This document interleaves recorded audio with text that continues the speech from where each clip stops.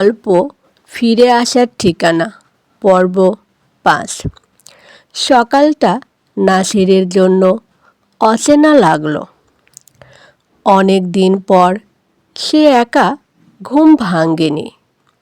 ঘরের ভেতর ছোট ছোট শব্দ, রান্নাঘরে হাঁড়ির আওয়াজ, মেয়ের বইয়ের পাতা উল্টানোর শব্দ।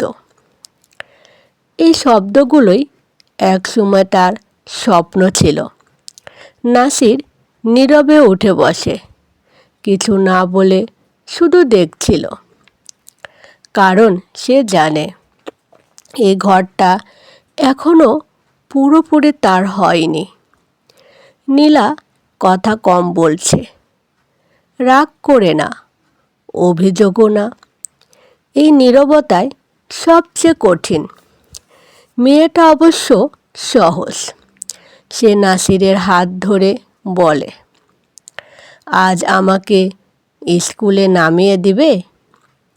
নাসিরের বুকের ভেতর আনন্দ আর ভয় একসাথে জেগে ওঠে। হ্যাঁ, সে ছোট করে উত্তর দেয়। স্কুলে গেটের সামনে দাঁড়িয়ে নাসির দেখে অন্য বাবারা সন্তানের হাত ধরে আছে। এই দৃশ্যটা এক সময় তার খুব পরিচিত ছিল, আজ আবার নতুন করে পাওয়া। মেয়েটা চলে যাওয়ার আগে বলে, আজ কিন্তু আসবে। এই কথাটা আদেশ না, এটা বিশ্বাসের পরীক্ষা। দুপুরে অফিসে নাসিরের মন বসে না।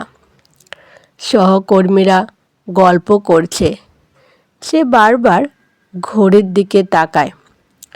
হঠাৎ বস ফোন দিয়ে বলে, আজ একটু দেরি হতে পারে।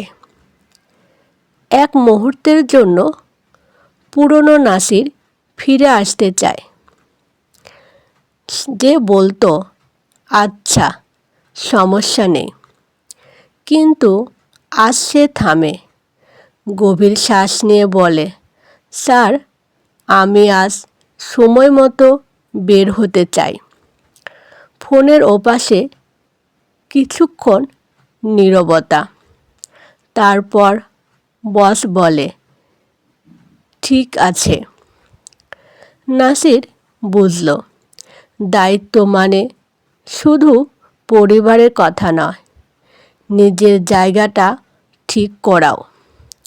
বিকেলে ঠিক সময়ে সে স্কুলের সামনে দাঁড়ায়।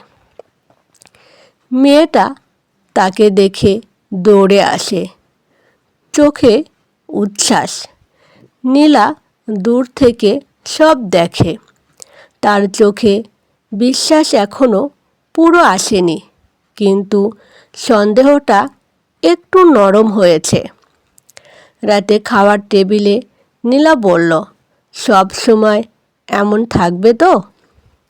এ প্রশ্নে কোনো রাগ নেই, শুধু ভয়।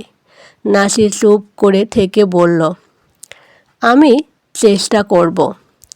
আর যদি কখনো পিছলে যাই, আমি পালাবো না।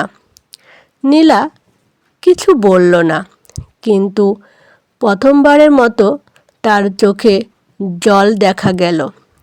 সে রাতে নাসির বুঝল, ভালোবাসা ফিরে পাওয়া চেয়ে বিশ্বাস ধরে রাখা কঠিন।